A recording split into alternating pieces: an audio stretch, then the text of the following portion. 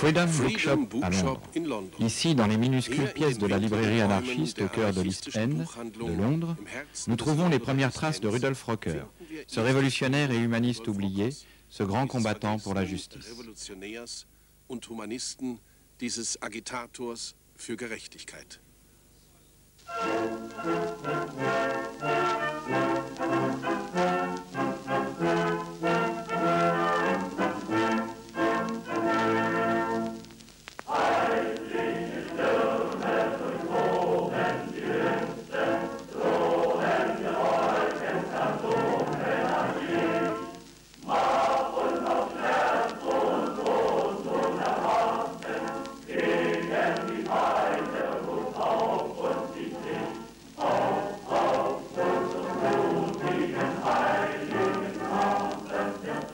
Ce n'est pas l'intelligence, mais le caractère d'un homme qui compte pour la sincérité d'une action.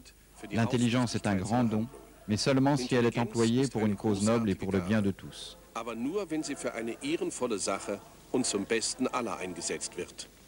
Rudolf Rocker.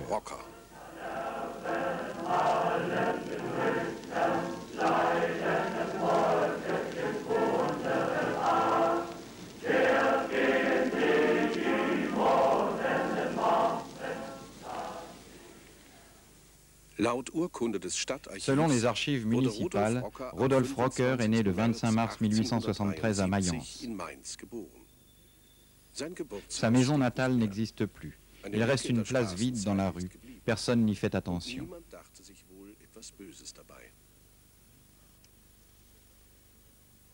À Mayence, on a oublié Rocker.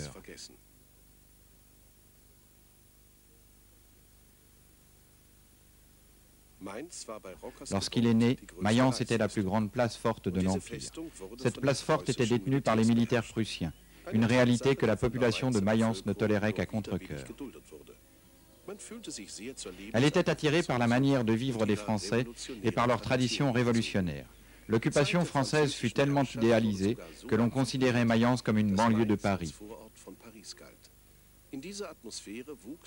Le jeune Rocker grandit dans cette atmosphère et passa d'agréables années de jeunesse dans la maison parentale, loin de toute misère.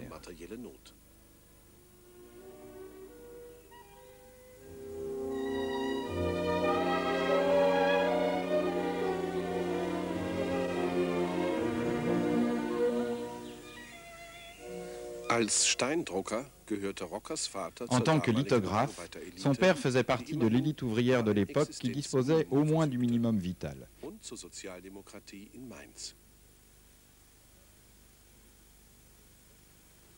Il appartenait à la social-démocratie de Mayence. Il travaillait pour l'éditeur de musique Schott et Fils, une maison de tradition qui essayait à cette époque de populariser les œuvres de Richard Wagner. Après le décès de ses parents, Rudolf, âgé de 14 ans, fut placé dans l'orphelinat de Mayence, ce qui mit brusquement fin à sa jeunesse heureuse. Il détestait cet orphelinat dans lequel régnait l'esprit et le mépris d'une école de cadets. Il la haïssait de toute son âme. Plus tard, il décrivit les professeurs comme des tyrans sans cœur. Et très jeune, il développa un fort rejet de toutes sortes d'autorités.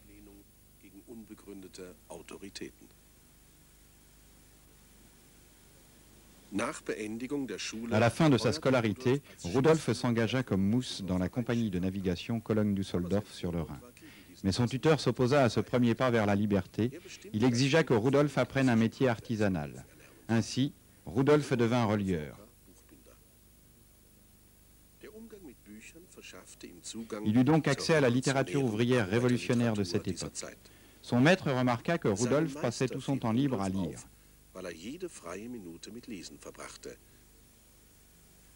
Il dévora littéralement les œuvres de Karl Marx et de Ferdinand Lassalle. Rapidement, il devint l'un des membres les plus actifs de la social-démocratie de Mayence.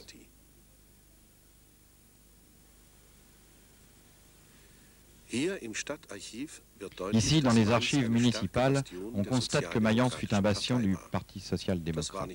Ce n'est pas très étonnant, puisque Mayence était considérée depuis la Révolution française comme la ville la plus républicaine d'Allemagne. Les in-folios des archives de Mayence en sont les témoins muets.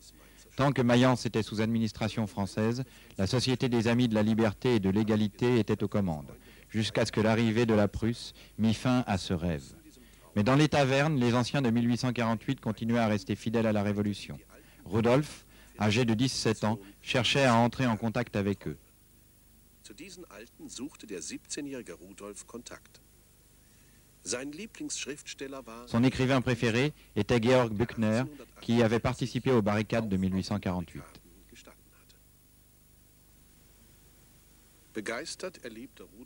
C'est avec un grand enthousiasme que Rudolf assistait aux réunions de la social-démocratie dans la vieille salle municipale de Mayence. Ensuite, on prenait un bon verre de vin dans l'une des célèbres tavernes de Mayence et on discutait de l'actualité politique jusque tard dans la nuit. Après une paralysie due aux lois antisocialistes, le mouvement socialiste avait repris des forces.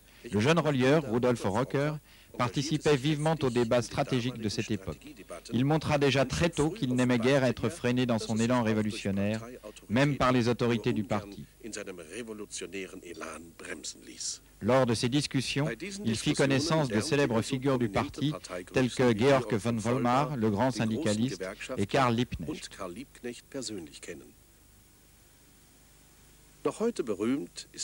L'histoire suivante est encore célèbre aujourd'hui.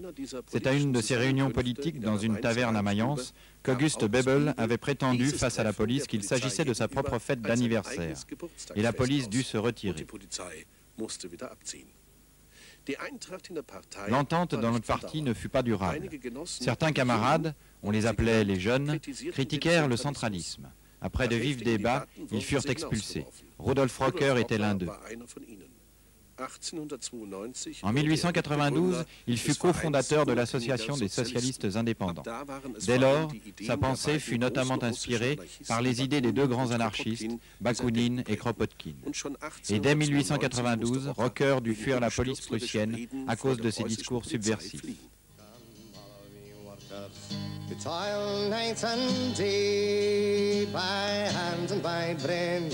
To earn your pay for centuries long past, for no more than your bread have bled for your countries and counted your dead in the factories and mills, in the shipyards and mines. Rudolf Rocker s'enfuit à l'étranger.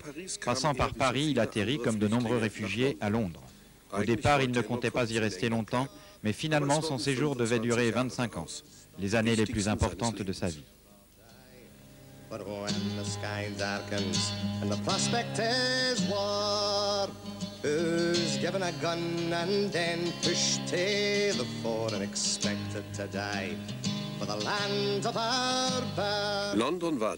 Londres était la métropole, la plus grande ville du monde, le centre du commerce mondial, le plus grand port du monde dans lequel travaillaient quelques 250 000 personnes.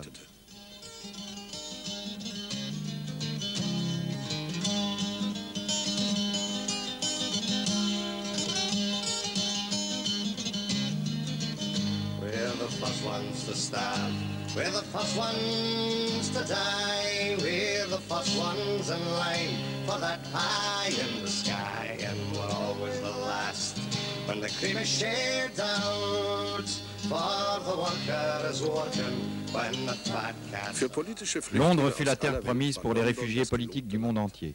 Ici, on n'était pas pourchassé pour ses opinions. On ne connaissait pas de loi antisocialiste, pas de ressentiment envers les étrangers et les idées nouvelles. Time first began, I had always expected to carry the can. Aujourd'hui, tout a changé. Le port de Londres n'existe plus et la tolérance ne vaut guère plus. L'énorme surface des docks est en train de devenir une gigantesque colonie de yuppies et un lieu de la haute technologie.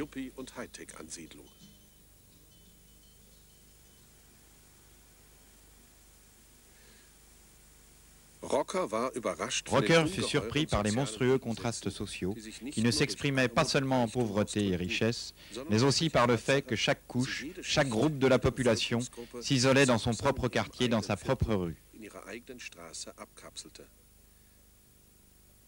À l'époque, presque la moitié de la population souffrait de la famine, tandis qu'en même temps, l'Empire britannique se construisait ses cathédrales du pouvoir, ses palais administratifs et ses temples bancaires, qui caractérisent encore aujourd'hui la physionomie du centre de Londres. Cette architecture monumentale témoigne de l'amour-propre des lords et des ladies. des ducs, des marquis et des vicomtes de la haute société anglaise.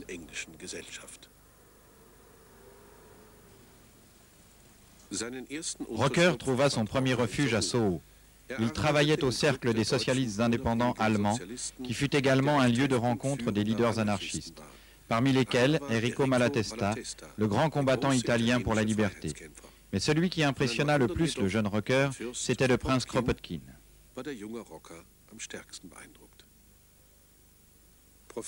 Le professeur William Fishman, historien et politologue au collège Queen Mary, un bon connaisseur de Rocker, nous a accompagnés à travers Londres dans notre recherche de témoignages. En 1895, Rocker, averti par des camarades français, quitta la France pour venir à Londres. Il milita dans le cercle anarchiste à West End. Mais il dut se présenter au consulat allemand qui lui donna l'ordre de rentrer immédiatement dans son pays.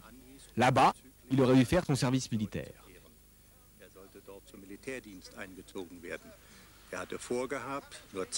Il avait l'intention de n'effectuer qu'un séjour temporaire en Angleterre, mais maintenant, il était obligé d'y rester puisqu'il ne pouvait plus rentrer en Allemagne.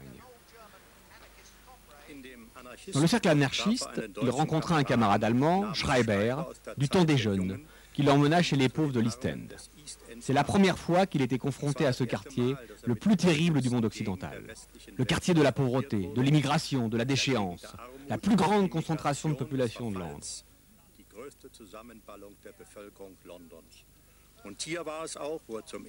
C'est ici qu'il rencontra pour la première fois les anarchistes juifs anglais, qui l'emmenèrent dans leur cercle et dont il devint plus tard le leader, le cercle anarchiste de Whitechapel.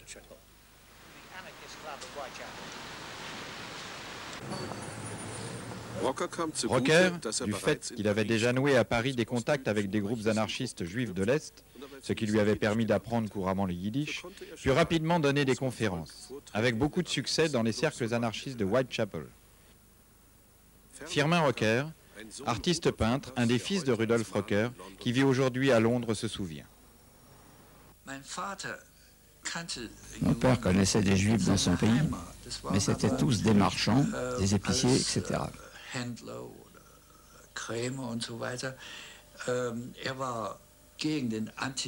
Il était contre l'antisémitisme en tant que tel, mais il n'était pas particulièrement attiré par les juifs allemands qu'il connaissait. Les juifs qui l'attiraient, c'étaient des juifs russes qui avaient une tradition russe, une tradition révolutionnaire russe. Die russische Tradition, die russische revolutionäre Tradition hatten. Und auch die Frauen dieser Bewegung hatten eine Anziehung. Les femmes de ce mouvement étaient également intéressantes parce que, là-bas, elles étaient actives. Chez ses propres compatriotes, les femmes étaient relativement passives. Elles étaient dans les cuisines et on les voyait à peine.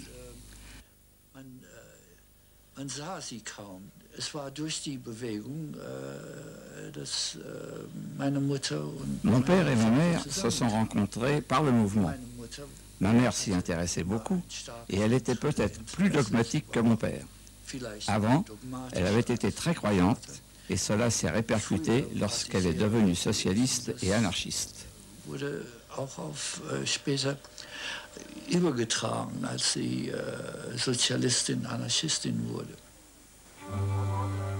Nicht such mich, wo die Milden drinnen, gefindest mich dort nicht, mein Schatz. Wo Lebenswelten bei Maschinen, dort ist mein Ruheplatz, dort ist mein Ruheplatz.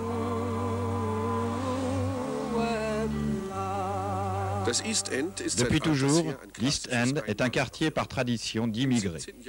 Au XVIIe siècle, les Huguenots, chassés de France, ont construit leurs misérables maisons ici. Ensuite vinrent les Irlandais, qui furent remplacés à la fin du siècle par les Juifs polonais et Russes. Aujourd'hui, ce quartier est habité par des réfugiés du Bangladesh.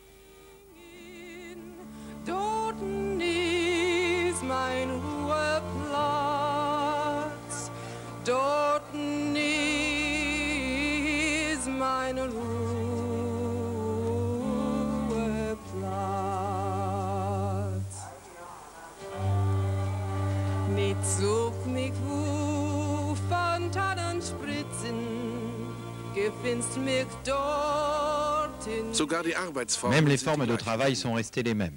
Le sweating system signifiait l'exploitation des exploités. Les fabricants de vêtements confiaient le travail à de petits sous-traitants pour des prix dérisoires. Ces petits ateliers de confection répercutaient la pression des prix qu'ils subissaient sur les repasseurs, les mécaniciens et les tailleurs, qu'ils payaient un salaire de misère.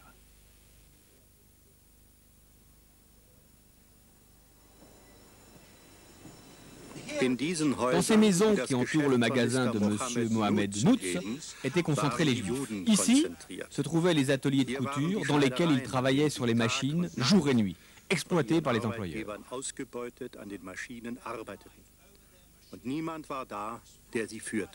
Il n'y avait personne pour les guider. Ils étaient mal payés, dans un état de santé catastrophique, et voilà qu'arriva leur messie, Rudolf Rocker, originaire d'Allemagne, qui les conduisit à la conscience syndicale. Un non-juif qui poussa le groupe juif à adhérer au syndicat et à lutter pour l'amélioration de leurs droits.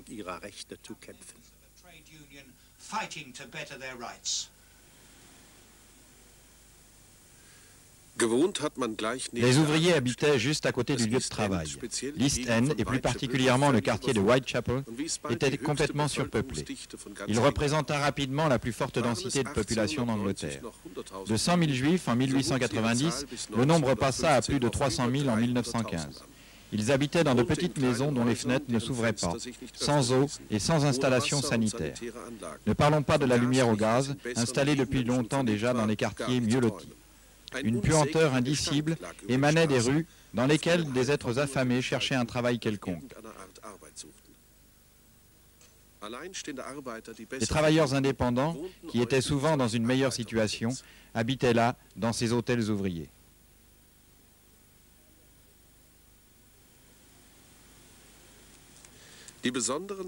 Ces structures sociales très particulières étaient favorables à Rocker, car ce qu'il voulait était complètement différent de ce que l'on prétend aujourd'hui de l'anarchisme. Ni chaos, ni violence, mais la réalisation de soi sans structure de pouvoir, sans parti et sans État. Tel était son idéal. Sa lutte pour cet idéal trouva un terrain fertile, parce que Rocker put la conjuguer à la lutte pratique des syndicats pour l'amélioration des conditions de vie des pauvres de l'East End. Cette lutte, c'est l'anarcho-syndicalisme dont Rudolf Rocker est l'un des pères. En tant qu'anarchiste, Rudolf Rocker pense que le pouvoir doit partir de la base. Contrairement au communisme, dans lequel une élite au pouvoir, non légitimée, impose ses décisions au peuple. De nombreux juifs acceptèrent Rocker comme une synthèse réussie entre rabbins et rationalistes, mais il y avait aussi des tensions avec les juifs orthodoxes.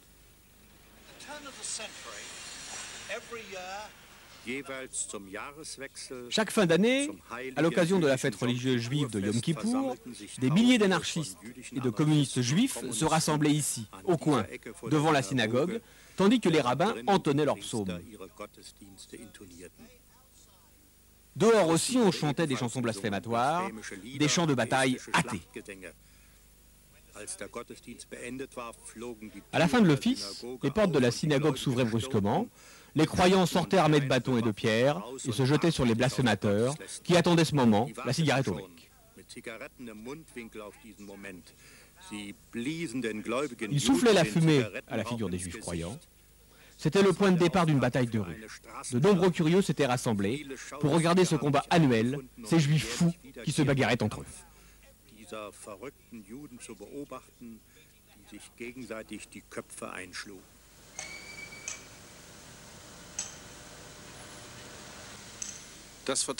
Rocker a rapidement conquis la confiance de la population juive progressiste de l'East End.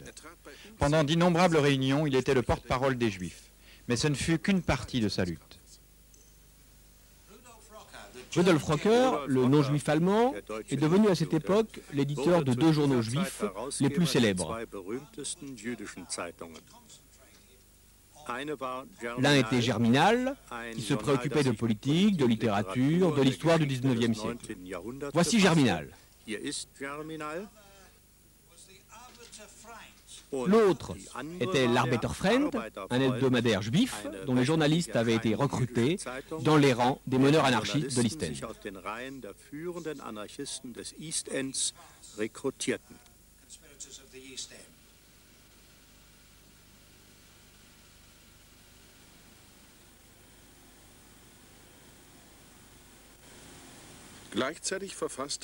En même temps, Rudolf Rocker rédigea d'importantes analyses politiques qui à cette époque déjà furent diffusées par Freedom Bookshop.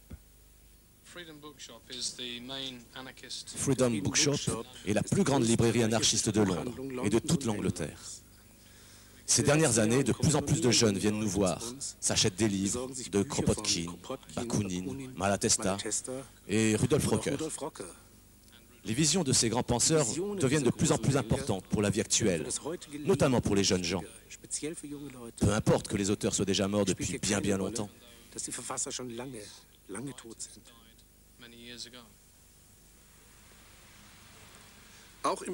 Dans la vie privée aussi, Rudolf et sa compagne Millie furent des hôtes et des interlocuteurs très appréciés au cœur du mouvement. Ici, au 33, Dostan Houses. Sous les toits habita Rudolf Rocker. Il rassembla autour de lui, logement par logement, la communauté juive anarchiste de Whitechapel.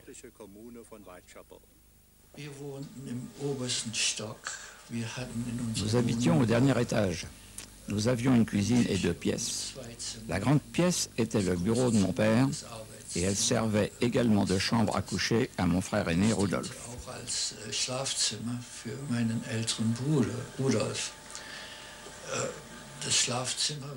La chambre était partagée par 3 personnes, mes parents et moi.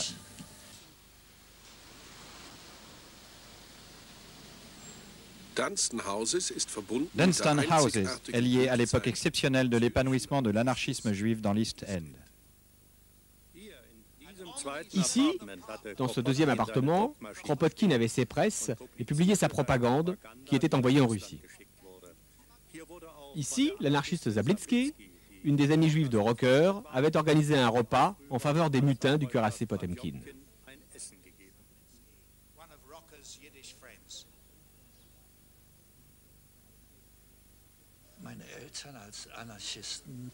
En tant qu'anarchiste, mes parents étaient contre les institutions, le mariage, etc.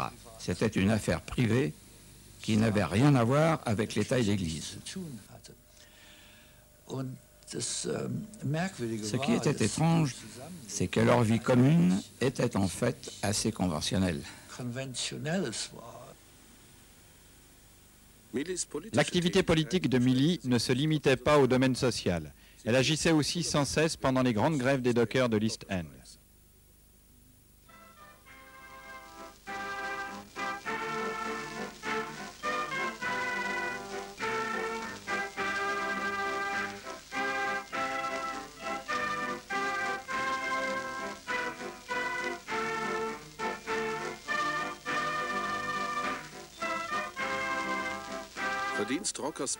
Le mérite de Rocker dans ces grèves était d'avoir réussi à unir les tailleurs juifs et les dockers dans une lutte commune pour leurs droits.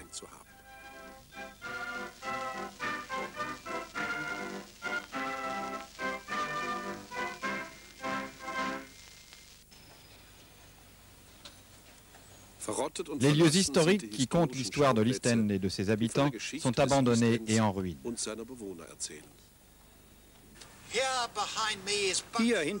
Derrière moi, la Back Road School, devant laquelle Rocker se tenait toujours pour faire ses grands meetings devant les juifs pauvres. À l'époque, cette école était presque à 100% juive.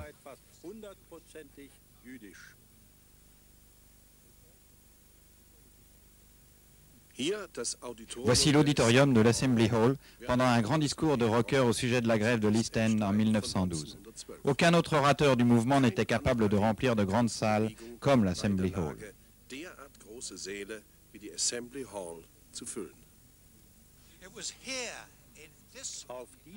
Sur cette place, Rudolf Rocker a organisé une manifestation de masse en 1912. Il parla devant des tailleurs en grève qui avaient quitté leur sweatshop afin de protester contre les mauvaises conditions dans lesquelles ils vivaient. C'était son charisme, son formidable talent oratoire qui encourageait les ouvriers qui souffraient de la faim à faire ces 3 semaines de grève. Cette grève fut gagnée, cassant l'échine au splitting system à l'est de Londres.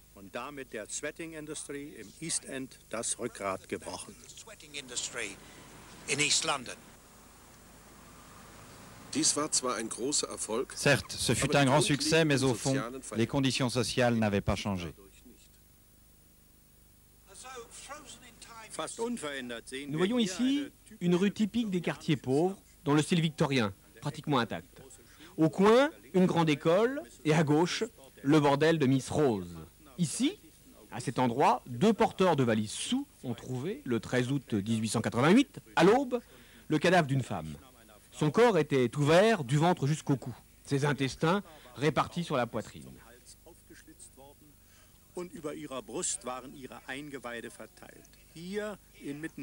Ici, dans cet abcès social, on avait trouvé la 2e victime de Jacques l'Éventreur, exactement à cet endroit. Dans l'East End, où l'on ne fait pas tellement la différence entre le mal et le bien, Jacques l'Éventreur est devenu un personnage mythique.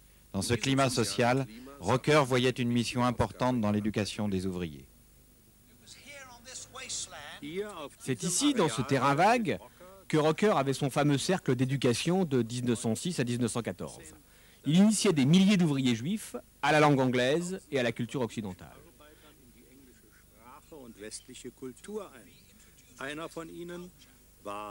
L'un d'eux était Alexandre Granach, qui deviendra un célèbre acteur sur les scènes de la République de Weimar. Des hommes qui, plus tard, ont écrit l'histoire, allaient et venaient. Tchitcherin, le premier commissaire du peuple aux affaires étrangères de l'Union soviétique, était ici. Ici, vivait un cordonnier du nom de Scooperman, qui hébergea effectivement Staline pendant 3 semaines, là, au coin de la Yeovilry Street. Rocker fonda ici avec ses amis la première université populaire, devenant ainsi un précurseur de la formation pour adultes. Notre photo montre les enseignants de l'époque. Il faisait volontiers des conférences sur la littérature, mais il aimait aussi les arts plastiques et enseigna les langues. En même temps, il fonda dans le Grand Théâtre la première scène prolétarienne de Londres. Il y avait des juifs, par exemple en Italie, en Espagne et ailleurs, où commençaient des réactions, et de nombreux réfugiés venaient en Angleterre. C'était une vraie tour de Babel. On entendait du français et de l'espagnol.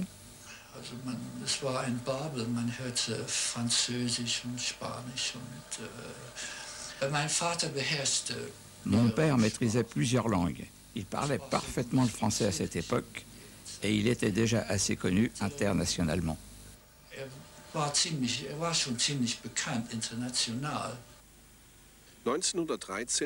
En 1913, Rocker fut invité à une tournée de conférences aux États-Unis. Les Américains firent un accueil triomphal aux libérateurs des ouvriers de l'East End. À cette époque, un danger grave et inattendu menaçait le mouvement anarchiste. Certains groupes dissidents se décidèrent pour la propagande par le fait. Ils couvrirent l'Europe d'une immense vague d'attentats et de terreur. L'Angleterre n'en fut pas épargnée. Lorsque des extrémistes croates se barricadèrent dans la rue de Sydney, tirant à l'aveuglette, le ministre de l'Intérieur, Winston Churchill, a même employé l'armée contre eux. La conséquence fut une campagne sans précédent contre l'anarchisme dans la presse quotidienne anglaise. Ainsi, le mouvement créé laborieusement par Rocker perdit son pouvoir d'attraction et son influence. Bien que le prince Kropotkin ait déjà prévenu en 1912 du danger croissant d'une guerre, Rocker ne voulait pas y croire. Il ne pouvait pas s'imaginer que des ouvriers prendraient les armes contre des ouvriers. Il fut d'autant plus surpris par le commencement de la guerre. Pacifiste inconditionnel, il fut interné dès l'année 1914 au camp d'Alexander Palace. Voici une photo. En tant que porte-parole des internés, Rocker créa un cercle d'éducation et tint une centaine de conférences jusqu'à la fin de la guerre. Fin 1918, il fut expulsé d'Alexander Palace vers l'Allemagne, où il dut tout d'abord se reposer des graves suites de son internement. Rocker trouva un peuple affamé et un pays ruiné économiquement. Mais la guerre perdue avait fait surgir un immense potentiel révolutionnaire que Rocker voulut utiliser dès son rétablissement. Encore, en 1919, il créa à Berlin la FAUD, la Libre Union des Travailleurs d'Allemagne, à l'exemple de ses syndicats de l'East End. Maintenant, Rocker voyait également en Allemagne la possibilité d'un socialisme anti-autoritaire, sans parti ni État, fondé sur les intérêts collectifs des individus. En 1922-1923, des millions de personnes étaient sans emploi. Une organisation internationale pour tous les groupes anarchistes, l'Association internationale des travailleurs, fut créée grâce au travail incessant de Rocker, qui en fut l'un des 3 secrétaires. Mais la percée lui resta impossible avec ces 2 organisations. Les idées socialistes libertaires ne purent s'imposer face au prolétariat industriel autoritairement organisé. L'idée anarchiste d'une société libre sous forme de communauté solidaire de tous les hommes, sans parti ni État, sans domination ni autorité, fut écrasée dans les luttes pour le pouvoir de la République de Weimar. Rudolf et Milly connurent Berlin comme la métropole bouillonnante de l'Europe. Le monde entier regardait vers Berlin. À la suite de Paris et de Londres, la capitale allemande était devenue un centre d'immigration en Europe. Rudolf connaissait cette atmosphère depuis son exil dans l'East End et il fut pris à cette époque d'une nostalgie de l'Angleterre. Il n'avait en fait jamais été chez lui, sauf pendant ses années à Mayence, mais toujours en exil, allemand à Londres, apatride à Berlin et plus tard à New York.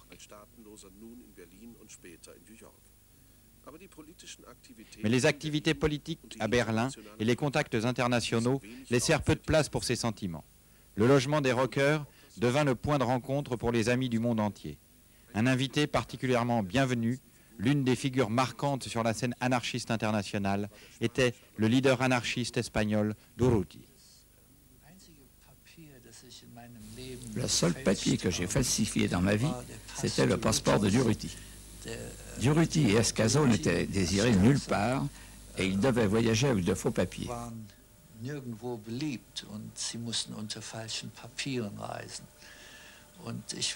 À l'époque, j'étais apprenti lithographe et peut-être assez adroit pour ce genre de choses.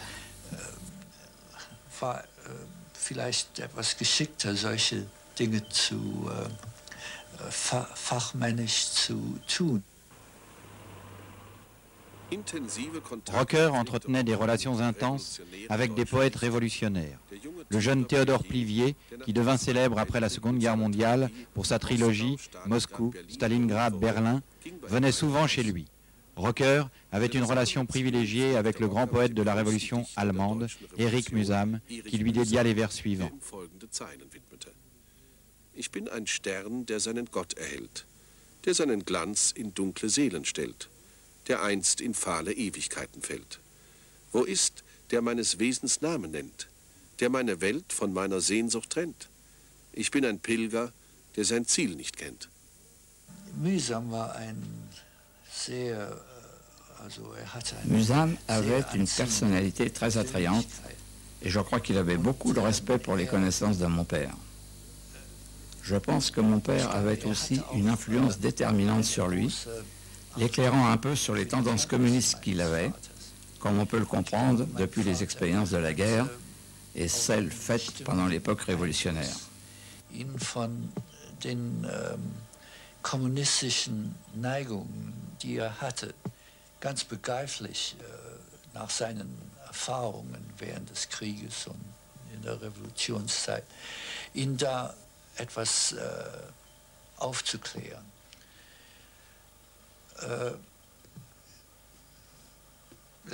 Mühsam war vielleicht... Mühsam était peut-être le meilleur ami de mon père à cette époque, pendant les années 20. Mon père a été bouleversé quand Mühsam est tombé entre les mains des nazis, trouvant une mort atroce dans les camps. Mühsam den Nazis in die Hände fiel und so elend im Lager umkam.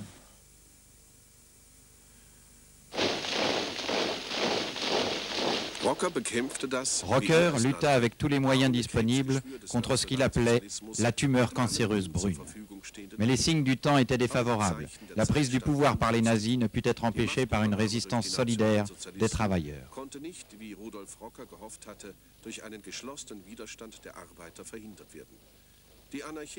Les organisations anarchistes perdirent de plus en plus de militants en Allemagne et tombèrent dans l'insignifiance.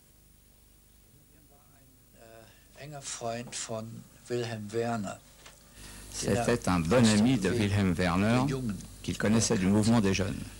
Werner lui a conseillé de partir le plus rapidement possible dès que l'on a appris l'arrestation d'Erich Mühsam. Vorzureisen, sobald man wusste, dass Erich Mühsam verhaftet worden war. Und ich glaube, es war gleich nach dem Reichstagsfall. Ce fut certainement juste après l'incendie du Reichstag qu'il est parti avec ma mère. Je crois qu'il est allé d'abord en Suisse, puis en France. Mais il n'est pas resté en France. Il s'est rendu en Hollande, puis en Angleterre. Mais comme j'étais à l'époque aux États-Unis, il lui a semblé une bonne idée de se rendre en Amérique.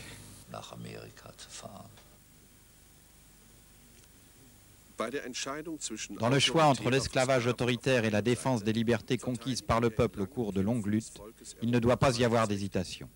Rudolf Rocker.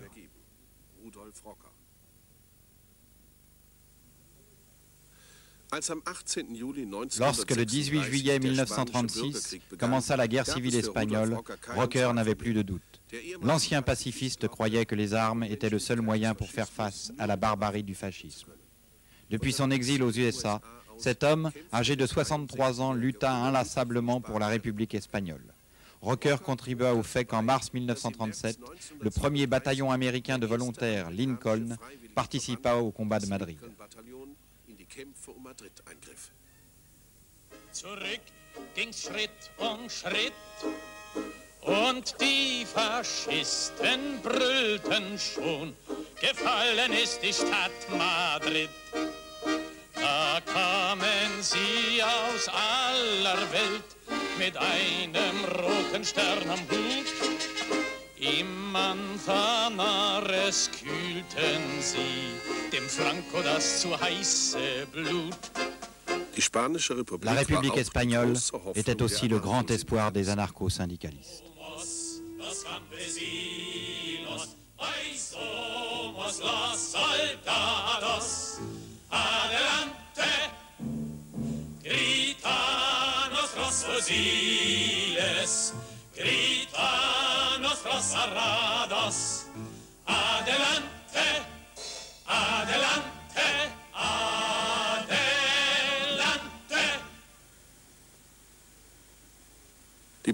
La brutalité et la supériorité matérielle du fascisme menèrent à l'anéantissement de la République.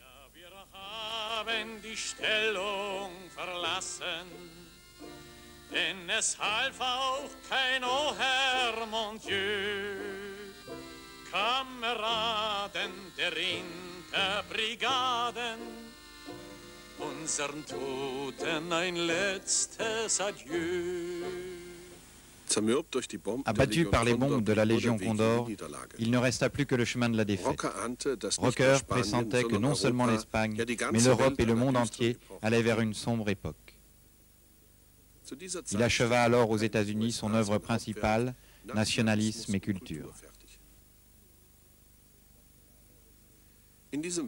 Dans ce livre, il s'agissait pour lui de montrer sur une vaste base scientifique que des structures de pouvoir centrales avaient été depuis toujours une entrave fatale à l'évolution de l'humanité. Firmin Rocker sur l'œuvre de son père. Mon père était mieux connu en Espagne que dans son pays. Ses livres, tout ce qu'il écrivait était publié en espagnol. Relativement peu sont parus dans sa propre langue.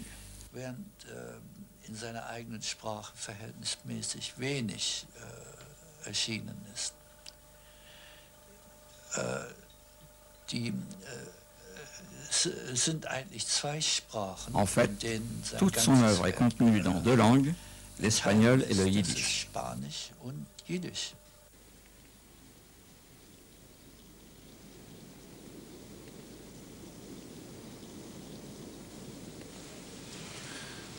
C'est surtout pendant ces années dans l'East End de Londres que Rudolf Rocker put vivre et réaliser ses idéaux.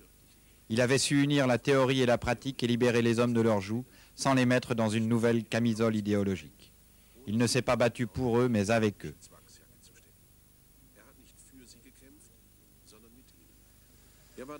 Il était pour que les hommes décident eux-mêmes de leur sort. C'est pourquoi on n'a jamais oublié Rudolf Rocker dans les rues de l'East End.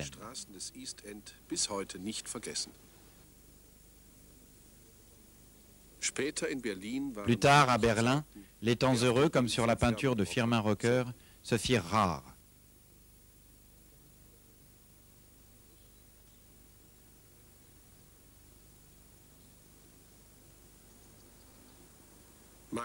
Rudolf Rocker n'est plus jamais revenu à Mayence, sa ville natale, dont il a continué la tradition libérale républicaine à sa façon pendant toute sa vie. Rudolf Rocker était connu et respecté au niveau international, en Angleterre, en Espagne, aux États-Unis.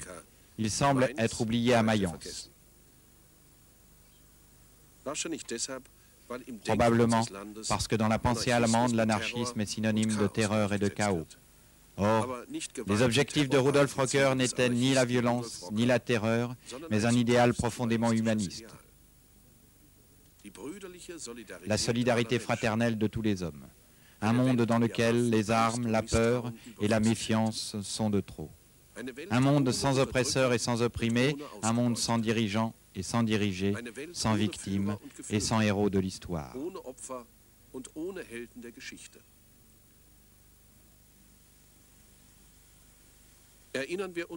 Rappelons-nous les mots de Thomas Mann concernant son œuvre majeure, Nationalisme et culture. Je suis sincèrement heureux de posséder ce livre important, profond et d'une grande élévation, et j'aimerais le mettre dans la main d'autant d'hommes que possible dans le monde entier. Rocker se trouva bien solitaire lorsque Millie mourut en novembre 1955, à la Mohegan Colony dans l'État de New York. 3 ans plus tard, en septembre 1958, Rudolf l'a suivi.